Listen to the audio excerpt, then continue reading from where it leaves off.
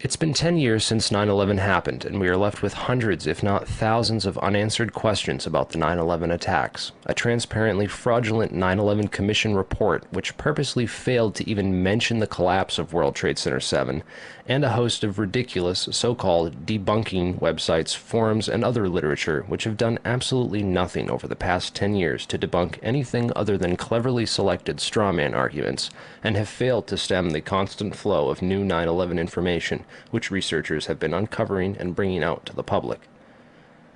Instead, they continue to label truth seekers, including family members of people who died on 9/11, as conspiracy theorists, and devise clever propaganda designed to prevent the general public from looking any further into the evidence or the actual claims of the so-called conspiracy theorists. In this video, we will take a deeper look into the so-called investigations, which have provided us with the official story, and why they deserve a more thorough examination. The Bush administration initially delayed a 9/11 investigation for 13 months. A week after 9/11, letters containing anthrax spores were mailed to several news media offices and 2 senators who were perhaps a bit too vocal about opening an official investigation into 9/11. The anthrax used in the attacks was identified as an Ames strain, which means it had to have come from the U.S. Army Medical Research Institute of Infectious Diseases at Fort Detrick, Maryland. A member of that institute, Jerome Hauer, managed the National Institute of Health response to the anthrax attacks. Coincidentally, Hauer also warned the White House to start taking Cipro, an antibiotic which is effective against anthrax, a week before the attacks.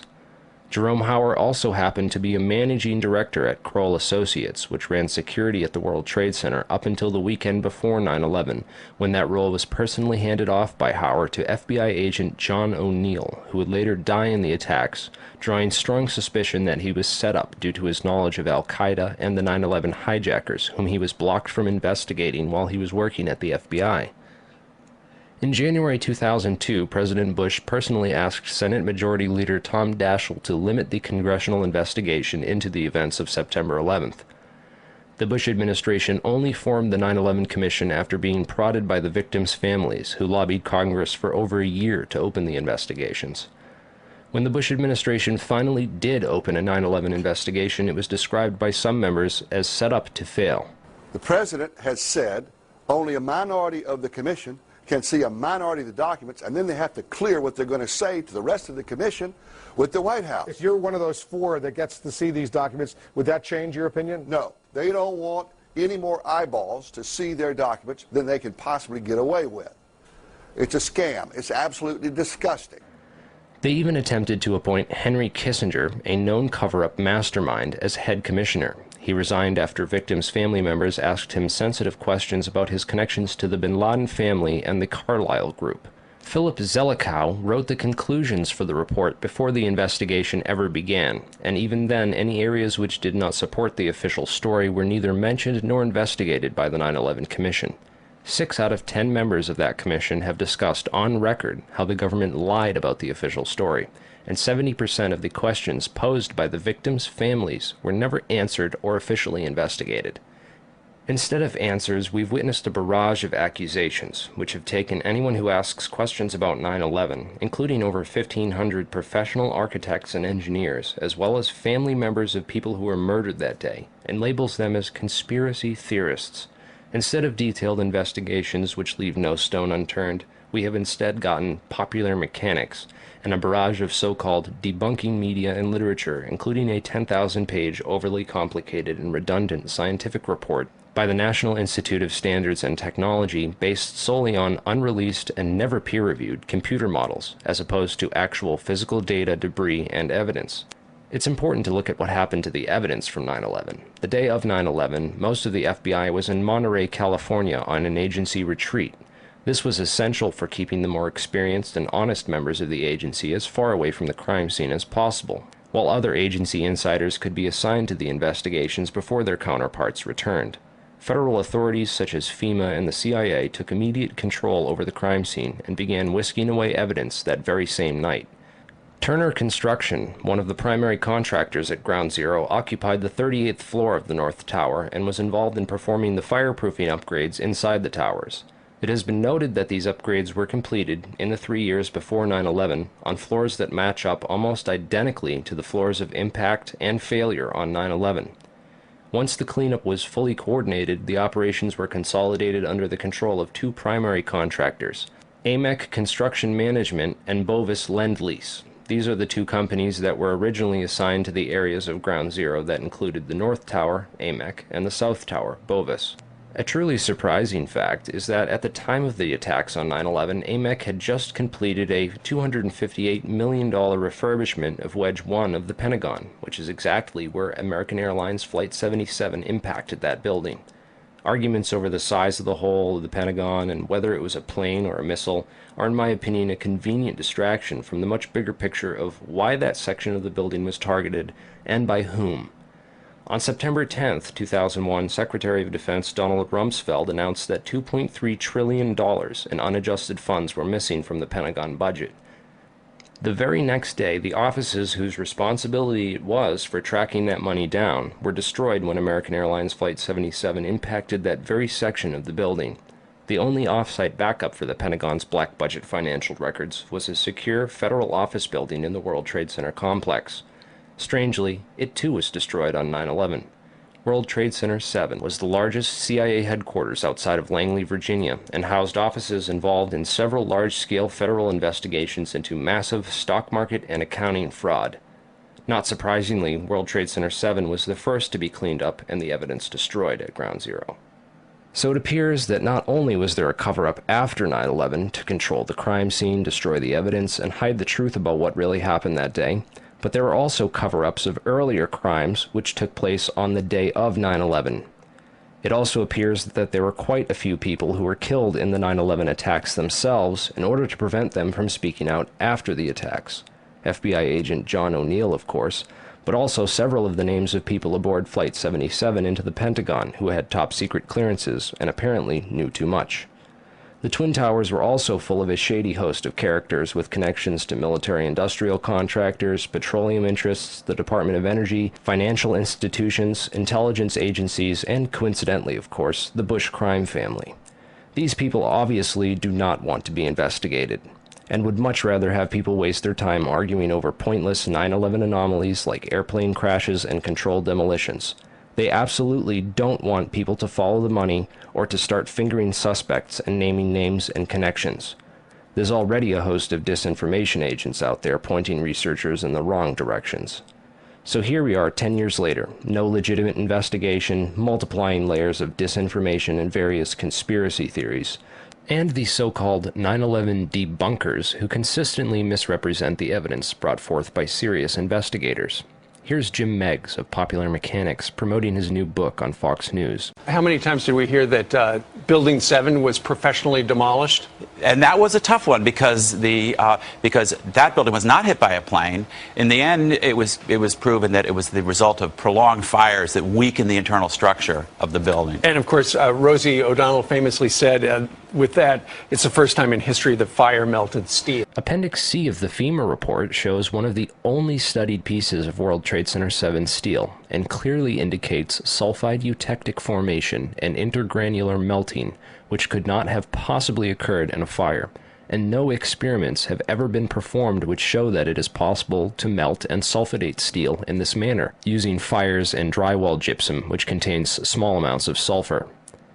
Listen as Jim Meggs uses this same fallacious sidestep tactic, which can be found on numerous debunking websites, as well as Michael Shermer's article from Scientific American, all of which completely avoid the evidence that steel actually melted at the World Trade Center, and instead claim that the steel didn't need to melt for the building to collapse and the official story to be true. A lot of people had a hard time understanding how buildings could fall down as a result of fire, but what we found is it doesn't take temperatures high enough to melt steel. It just has to heat up the steel so it expands and then softens and weakens the structure until it collapses. Okay. That may be true, but you still didn't explain how the World Trade Center 7 steel from Appendix C of the FEMA report was melted with holes through it like Swiss cheese, for God's sake. And one of the new things in this particular update that you've got is there are some guys who claim to have collected some air samples. And in that air sample was what? Some dust. They call it nanothermite. Now, thermite is a compound that if you apply it in a certain way, it can actually melt metal in certain conditions.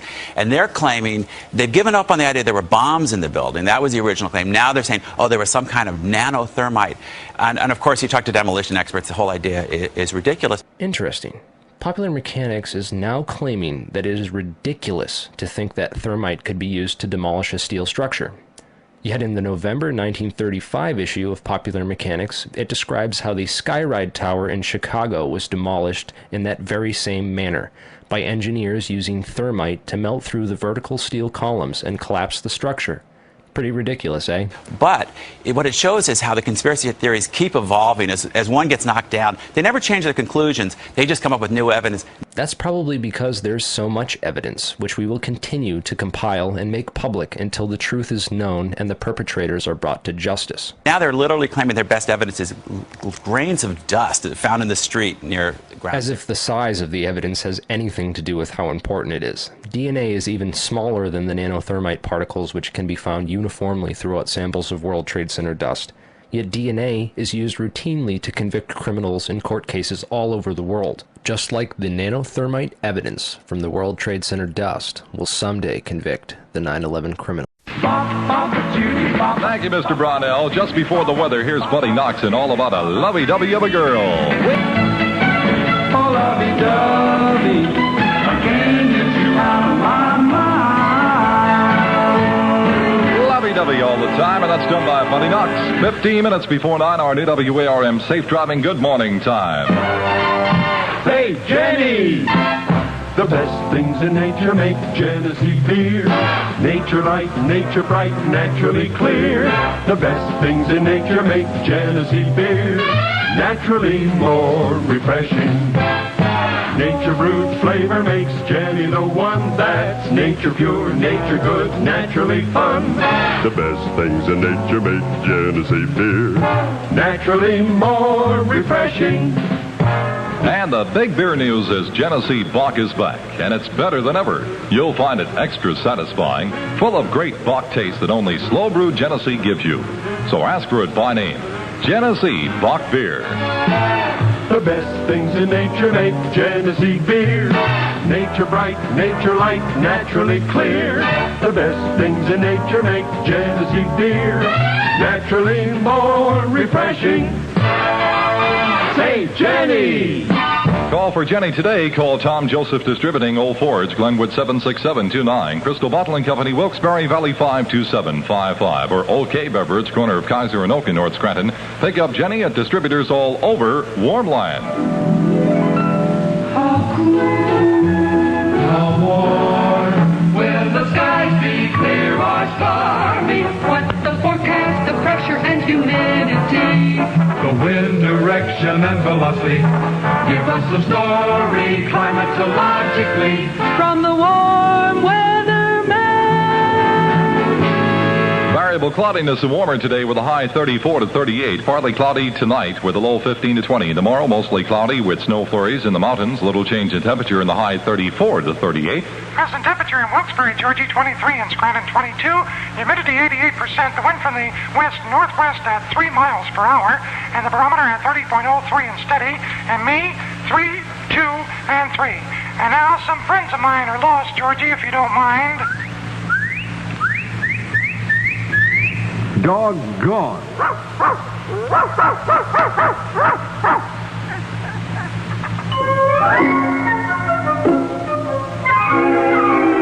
Is your pet lost? Has he strayed away? Listen closely. He may be among this list of wandering pets.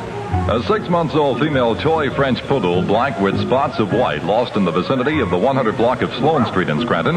If you have found this dog, call Diamond 31803. That's Diamond 31803.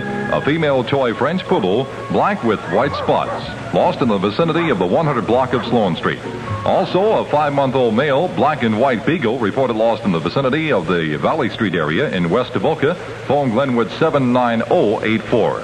A male 5-month-old black and white beagle reported lost in the vicinity of Valley Street in West Avoca. Phone Glenwood 79084.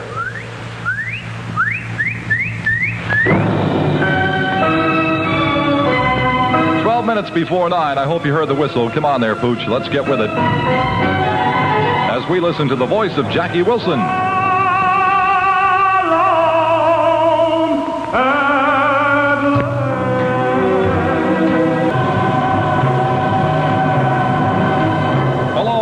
And that's done by Jackie Wilson this morning on Chapter 3 of the George Gilbert Show. Wonderful, beautiful ballad. And the happy chimes ring out with our new WARM safe driving time at 9 before 9. Hello, Wormland. This is John Cool from Shorten Dodge.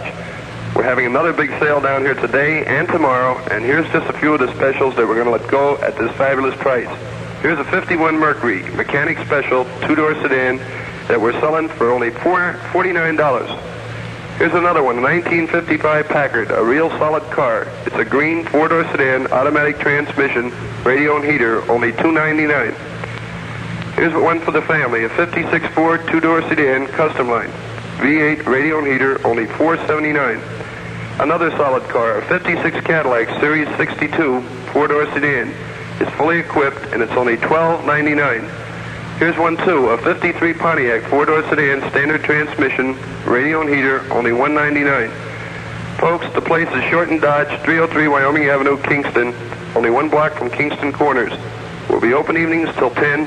Be sure, buy Shorten. Attention, Wormland seniors and juniors. You can enter the handicapped essay contest. You have until January 31st, so talk to your English teacher about it or write the employment office for more details.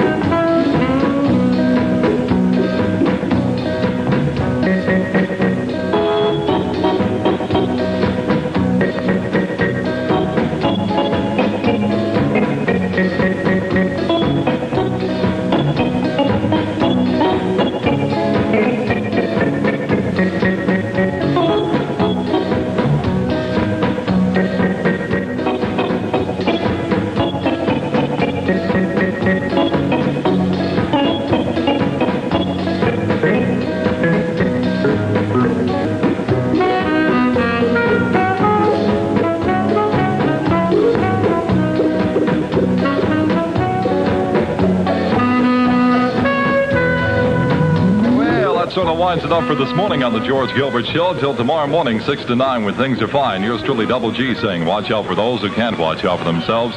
In the meantime, and in between times, have yourself a ball. Make sure you have a pleasant day. The George Gilbert Show is written and produced by Bob Walsh Jr. and directed by Bill Graff. Associate producer Lenny Nicholas. This has been a Honey Pot production. Keep your funny side up, up. Let your laughter come through.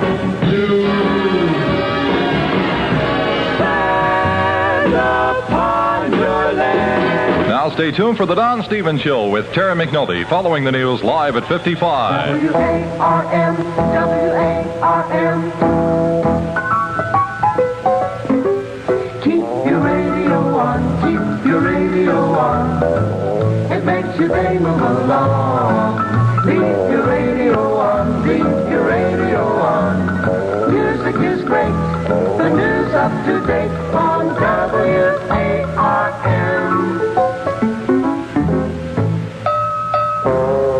If you're smoking more now, but enjoying it less, change to Camels. The best tobacco makes the best smoke. So have a real cigarette.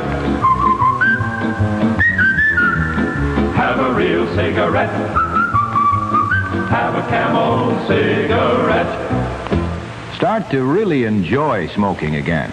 Start to get complete smoking satisfaction each and every time you light up. Have a real cigarette. Have a Camel. Friday, January 6th, it's 8:55. And now, WARM award-winning news. Good morning, everyone. Harry West reporting. First news first for your Acme supermarkets. At Acme, you always get outstanding food buys that prove you get a better break on food prices.